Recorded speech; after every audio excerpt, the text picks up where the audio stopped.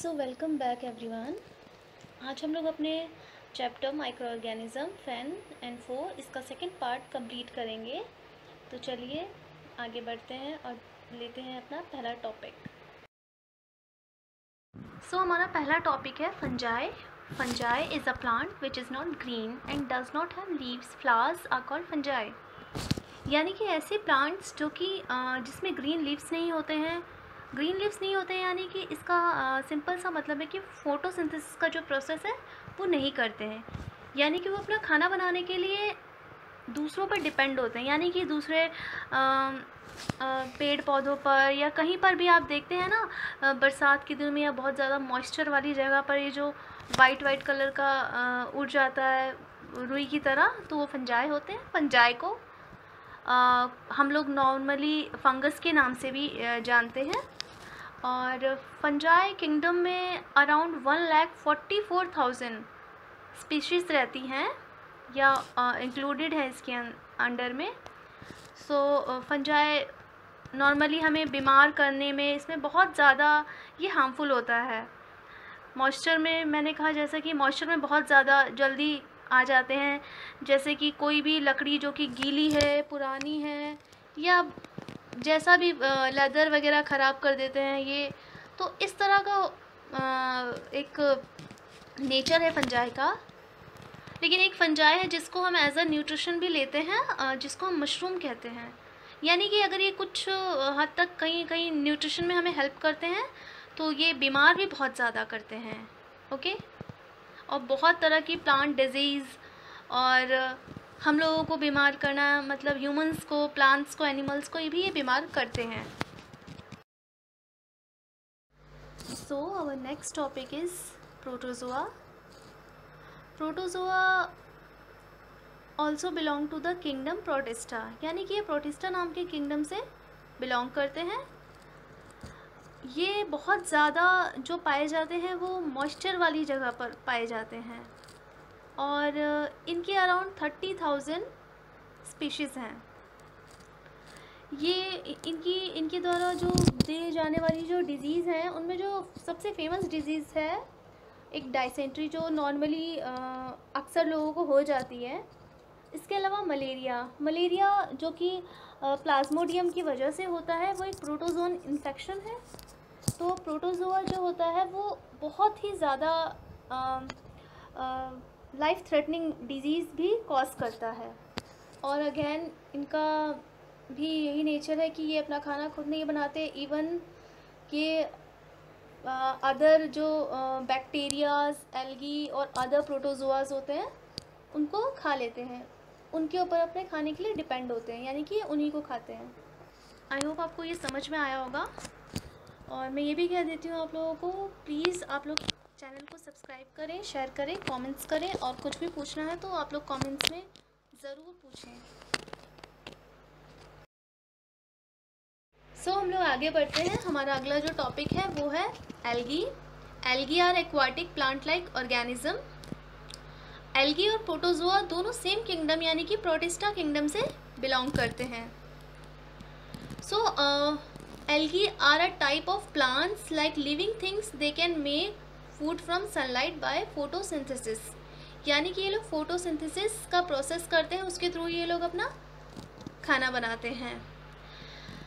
और ना तो ये प्लांट्स में आते हैं, ना एनिमल में आते हैं, ना फंजाई में आते हैं। लेकिन ये बहुत ज़्यादा, हम ये भी नहीं कह सकते कि हमें डायरेक्टली ह्यूमंस को किसी तरह का नुकसान पहुंचाते हैं। Algae do not usually pose a direct threat to the health. The toxins which they produce or the poison which they produce are considered dangerous to human. यानी कि हमें डायरेक्टली तो कॉज नहीं करते हैं, लेकिन इनके थ्रू इनका जो पॉइजन होता है वो किसी न किसी के थ्रू हम तक पहुंच जाता है। चलिए अब आगे बढ़ते हैं हमारा अगला टॉपिक पे। हमारा जो अगला टॉपिक है वो बहुत ही इंटरेस्टिंग है, वैक्सीन। हर किसी को कभी ना कभी वैक्सीन लगी है। बचपन में बच्चों को कुछ वैक्सीन्स होती हैं जो कि नेसेसरी होती हैं, वो कि जो कि लगती ही लगती हैं हमेशा। So a vaccine is a substance that help to protect against the certain disease. यानी कि ऐसी कुछ डिजीज़ होती हैं जिनके लिए वैक्सीन्स ही केवल उनसे प्रोटेक्ट कर सकती हैं हमें। जैसे कि बच्चों को बचपन में लग जाते हैं चिकन पॉक्स के लिए, रोटा वायरस, हेपेटाइटिस, इन सब की वैक्सीन्स बनी हैं जो कि लग जाती हैं। लेकिन एक क्वेश्चन आता है कि वैक्सीन होती क्या है, उसके अंदर होता है कि कोई दवाई होती है? हाँ, बहुत सारी वैक्सीन्स में दवाई भी होती है। some vaccines contain a dead or weakened version of a microbe. It helps your immune system to recognize or destroy the living microbe during the future infection. यानी कि बच्चों को जो बचपन में टीके लगते हैं या कोई भी नई बीमारी आता है उसका जो टीके लगते हैं उसके पीछे का रीज़न ये होता है, उसमें कोई दवाई नहीं डाली जाती है। इवन उसी बीमारी का जो बैक्टीरिया होता है या माइक्रोब होता है उसको मार करके शरीर के अंदर डाला जाता है वैक्सीन के थ्रू, जिससे कि इम्यूनो सिस्टम जो कि बिल्कुल ही उस समय कुछ नहीं जानता होता उस बीमारी के बारे में, उसको रीड करता है। जब फ्यूचर में आपको वो बीमारी हो जाती है या वो इन्फेक्शन होता है तो उस समय हमारा जो इम्यूनो सिस्टम है उससे लड़ सकता है, क्योंकि उसको उसके बारे में पता हो। एक सिंपल वर्ड में कहें तो हमारे जो दुश्मन होते हैं, हमें उनके बारे में जब पता होता है तभी तो हम उनके अगेंस्ट लड़ सकते हैं। हमें उनके बारे में पता नहीं वो कहाँ से अटैक करेंगे, क्या अटैक करेंगे, तो हम कैसे लड़ेंगे। सो वैक्सीन उसी तरह का काम करती है कुछ हमारी बॉडी में। लेकिन जैसे कुछ वायरस जो होते हैं उनकी वैक्सीन नहीं बन पाई, उसके पीछे भी कई रीज़न्स हैं। वो रीज़न ये भी है कि हाँ, वो वायरस लिविंग भी है, नॉन लिविंग भी है। जब उनको बॉडी में डालते हैं तो वो एक्टिव हो जाते हैं, वो ज़िंदा हो जाते हैं, बाहर निकालते हैं तो वो मर जाते हैं। तो उनकी वैक्सीन बनाने में बहुत मुश्किल होती है, इवन उनकी वैक्सीन्स बनती ही नहीं हैं। सो वैक्सीन एक बहुत ही अच्छा टॉपिक है, बहुत ही इंटरेस्टिंग टॉपिक है। इसे आप और डिटेल में पढ़िए, और अगर कुछ भी समझ में नहीं आए तो प्लीज़ कमेंट्स में बताइए मुझे। Our next topic is nitrogen cycle. The nitrogen cycle is a repeating cycle of a process during which nitrogen moves through both living and non-living things. Okay? यानी कि नाइट्रोजन साइकिल जो है वो describe करती है कि किस तरह से नाइट्रोजन प्लांट्स, एनिमल और बैक्टीरिया, एयर, सॉइल, इनके बीच में किस तरह से मूव करती है। ओके हम सभी जानते हैं कि nitrogen is a important element to the all life in earth. वो अलग अलग फॉर्म्स में यूज़ होती है, जैसे कि एग्जिस्ट एज अ गैस जिसे हम नाइट्रोजन कहते हैं, बट इन सॉइल वो नाइट्रोजन ऑक्साइड, नाइट्रोजन डाइऑक्साइड, और जब फर्टिलाइज़र के उसमें फॉर्म में यूज़ होती है तो ammonia, which can be processed even further into a different fertilizer, ammonium nitrate. So इस साइकिल में ये 5 स्टेजेस आती हैं, जो कि फर्स्ट स्टेज होती है इसमें नाइट्रोजन फिक्सेशन, फिर नाइट्रिफिकेशन, एजिमिलेशन, एमोनिफिकेशन, फिर होता है denitrification.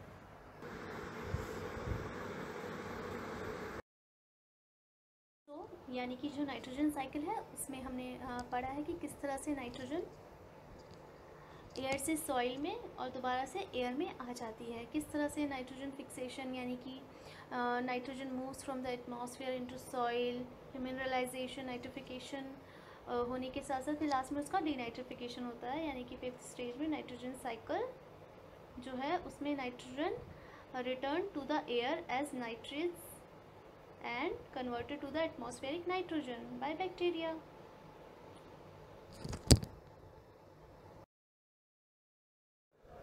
So the next topic is food poisoning, an illness that is caused by eating food that is bad or infected. यानी कि ऐसा खाना जो कि इन्फेक्टेड है या ख़राब हो चुका है, उसको खाने के बाद जो इलनेस होती है या जो तबीयत ख़राब होती है उसे ही हम फूड पॉइजनिंग कहते हैं। इसमें आपको vomiting, stomach pains, diarrhoea, fever, nausea, इस तरह की फीलिंग आती है, बहुत तबीयत ख़राब हो जाती है। Some microbes like bacteria, virus and parasites cause food poisoning. और their toxins are most common cause of food poisoning. कभी कभी बाहर का खाना खा लेने की वजह से, उसकी वजह से हम लोगों की तबीयत ख़राब हो जाती है, उसे ही हम फूड पॉइजनिंग कहते हैं। तभी अचानक से किसी को वॉमिटिंग, फीवर आ जाता है और काफ़ी नुकसान होता है इससे हमारी बॉडी को। ऐसे कई सारे माइक्रोब्स हैं जिसके बारे में हमने इस चैप्टर में पढ़ा है, जो कि फूड पॉइजनिंग का एक नॉर्मल रीज़न हो सकते हैं। सो फूड पॉइजनिंग हर कोई एक ना एक बार लाइफ में ज़रूर फेस करता है, इसलिए बाहर का खाना नहीं खाना चाहिए, इन्फेक्टेड फूड नहीं खाना चाहिए।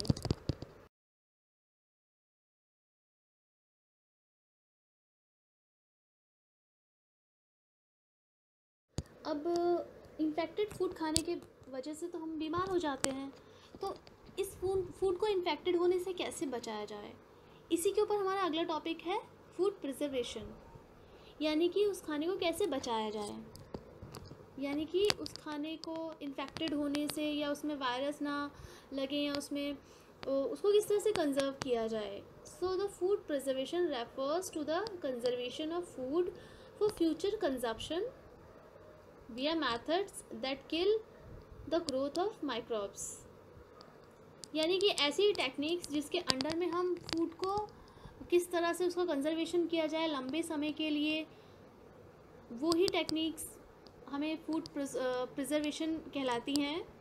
इसके अंडर में जैसे कि ड्राइंग, फ्रीजिंग होता है, कभी कभार हम लोग उसको स्मोक या केमिकल्स वगैरह डाल के, जैसे कि आपने देखा होगा कभी कभी अचार वगैरह ख़राब होता है, कोई भी चीज़ ख़राब होता है तो उसमें कीड़े लगते हैं, तो हम उसको धूप में रख देते हैं।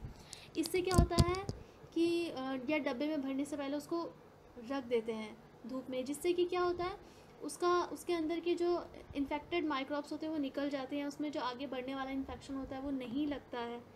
या कई बार ऐसे ऐसे केमिकल्स जो आपने देखा है फ्रोज़न फूड आते हैं मार्केट में, वो डेफिनेटली ऐसा नहीं है कि वो इतने लंबे समय तक प्रिजर्व किए जाते हैं, उसको प्रिजर्व करने के लिए बहुत सारे केमिकल्स डाले जाते हैं। तो कोशिश करें कि ये खाना ना खाएं बाहर का ज़्यादा। लेकिन एक फ्रीजिंग भी एक बहुत ही अच्छा एक फूड प्रिजर्वेशन या फूड कंजर्वेशन का एक बहुत ही अच्छा एग्जाम्पल है। पॉस्चराइजेशन, जो कि हम लोग के पैकेट वाले दूध आते हैं उसका बिल्कुल होता है। साथ ही साथ में हम लोग घर में भी देखते हैं फ्रिज के अंदर खाने को प्रिजर्व करके रख देते हैं जिसकी वजह से वो ख़राब ना हो। यानी कि ऐसे छोटे छोटे मेथड्स जो हम लोग खाने को ख़राब होने से बचाने के लिए यूज़ करते हैं डेली लाइफ में, वो बेस्ट एग्जांपल हैं जो कि हम लोग खुद ही यूज़ करते हैं। उसको धूप में रखना या उसको फ्रीज़ करना, उसको ड्राई करना, जिससे कि उसमें मॉइस्चर ना रह जाए, जिसकी वजह से मॉइस्चर रहेगा तो जल्दी से उसमें हमने कहा ना फंगस वगैरह लग जाते हैं। तो इस तरह का फूड प्रिजर्वेशन किया जाता है।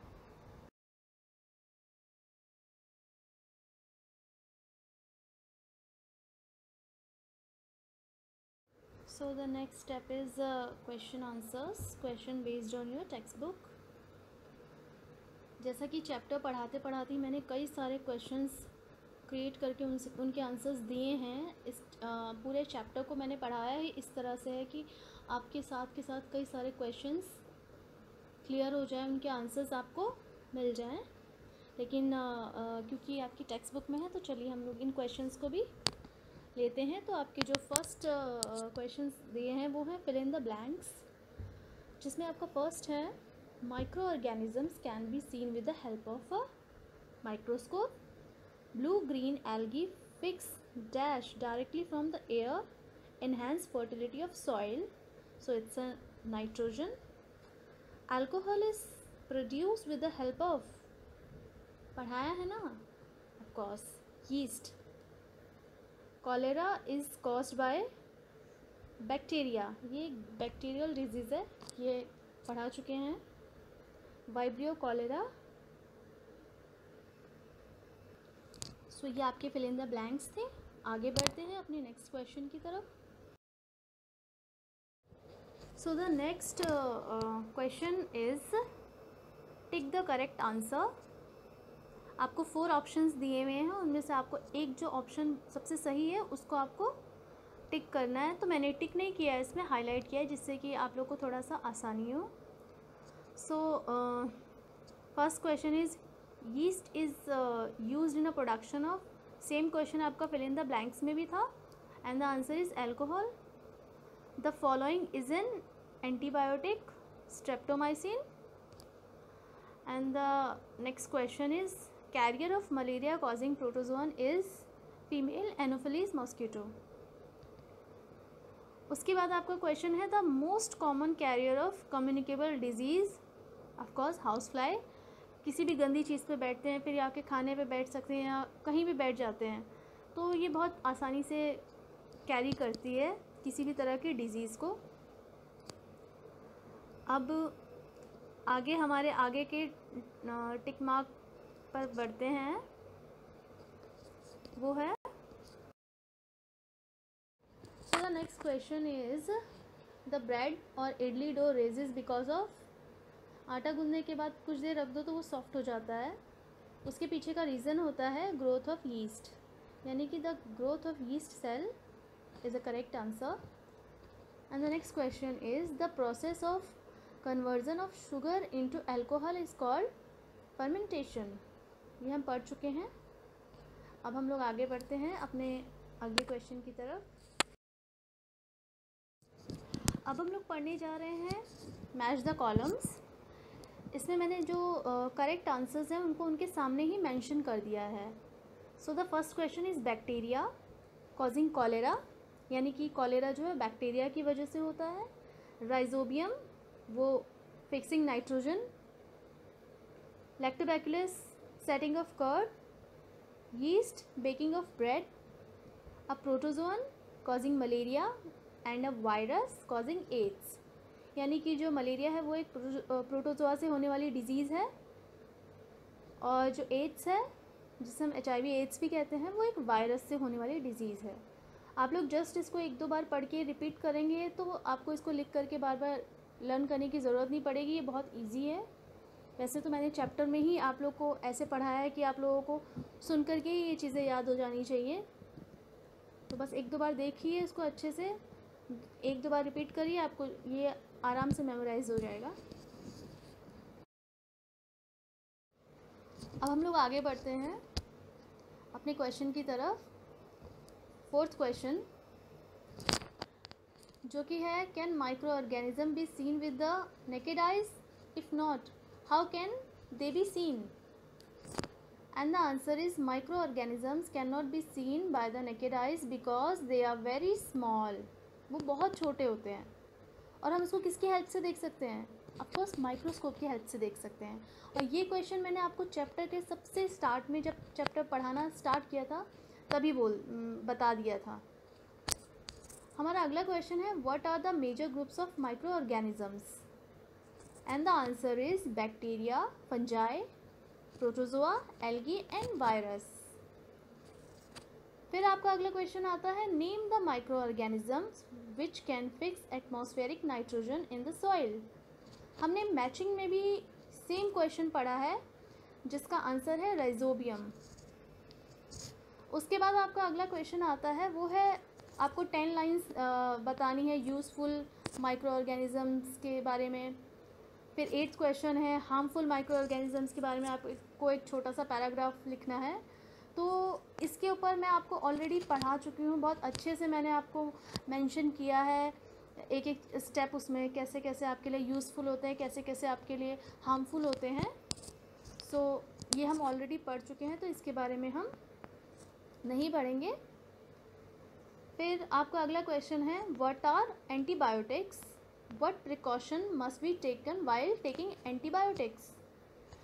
सो जो एंटीबायोटिक्स होते हैं ये हमेशा किसी भी तरह के डिज़ीज़ जो कि बॉडी के अंदर आ जाती है हमारे, उसको रोकने के लिए डॉक्टर एक हमें 5-6 दिन का या 2-3 दिन का कोर्स पे दवाई देते हैं.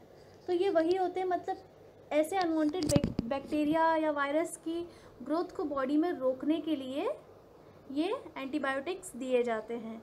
लेकिन हमें इन्हें कभी भी खुद से नहीं लेना चाहिए.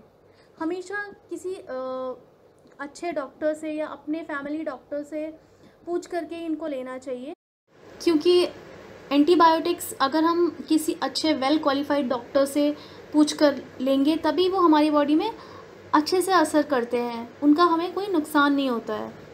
लेकिन अगर हम अपनी मर्ज़ी से लें या अपने आप कहीं से, कुछ लोग आजकल गूगल और सब कहीं से सर्च करके खुद से मेडिसिन ले लेते, खुद से डॉक्टर बन जाते हैं, वो नहीं करना चाहिए। हर दवाई के फ़ायदे भी हैं, नुकसान भी हैं। तो एंटीबायोटिक्स के फ़ायदे बहुत हैं, ये बहुत अच्छे होते हैं, बहुत सारे बुरे माइक्रोब्स को हमारी बॉडी में बढ़ने से रोकते हैं। तो एंटीबायोटिक्स का सही तरीके से यूज़ करते हैं तो ये हमेशा हमें फ़ायदा देते हैं। तो इसी के साथ ये चैप्टर कंप्लीट होता है, इसके क्वेश्चंस भी कंप्लीट हो गए हैं। अगर आपको इसके अलावा कोई भी क्वेश्चन हो, आपको जो समझ में नहीं आ रहा हो, प्लीज़ उसको कमेंट्स में मेंशन करें। पूरा कोशिश करेंगे कि उसका आंसर ज़रूर से ज़रूर दिया जाए। तो आपको ये चैप्टर कैसा लगा, अच्छा लगा, हेल्पफुल लगा, तो आप लोग इसे खुद भी पढ़िए और अपने दोस्तों को, अपने बाकी सारे फ्रेंड्स को भी इसे शेयर करिए। तब तक के लिए बाय, और हम लोग अपना नेक्स्ट चैप्टर लेके बहुत जल्दी आएंगे। ओके, चैनल को सब्सक्राइब करें, शेयर करें, कमेंट्स करते रहें।